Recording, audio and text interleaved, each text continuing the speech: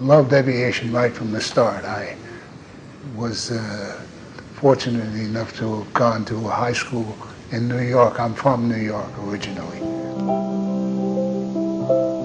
We interrupt this program to bring you a special news bulletin. The Japanese have attacked Pearl Harbor, Hawaii by air, President Roosevelt has just announced.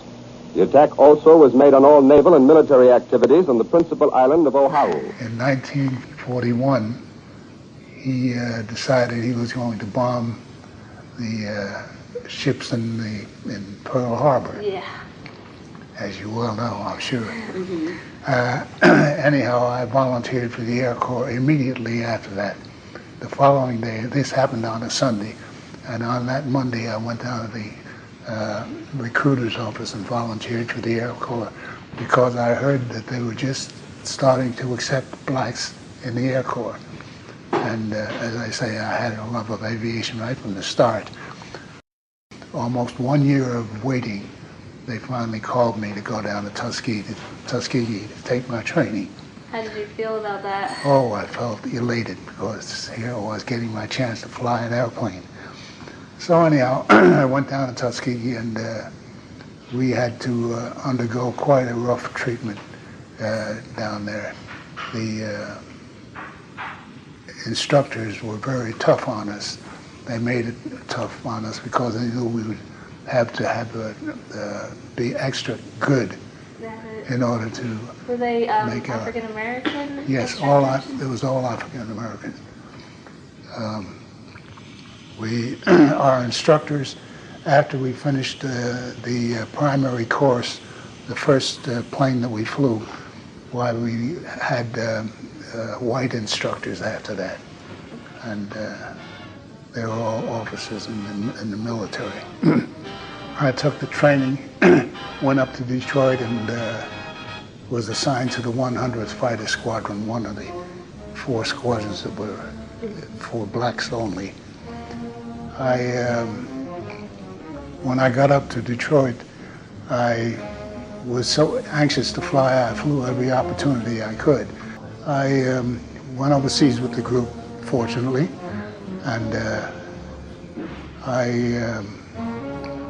we had one mission going to, not one, but several missions going to the German oil fields in Hungary, German-occupied oil fields in Hungary.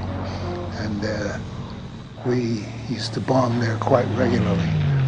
And of course the bomber pilots didn't like that idea, those missions, because they were the ones that were really getting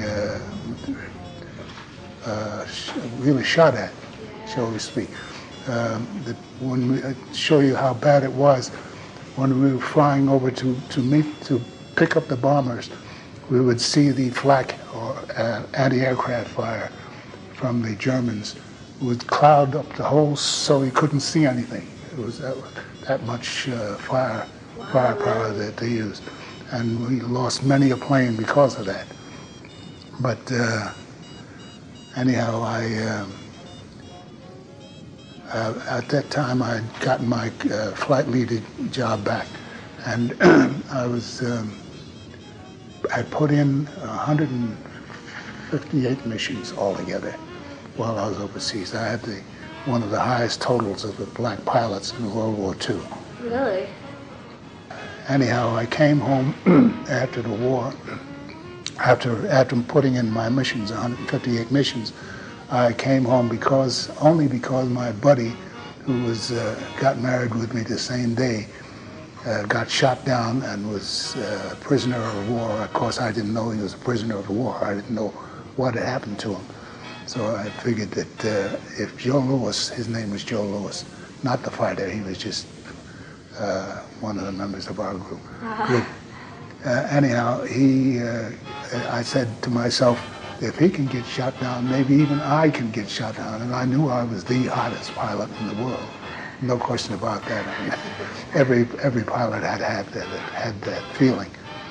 So anyhow, I decided to leave the European Theater of Operations at that time and come on back home to see my child, because the baby had been born 2 or 3 months before.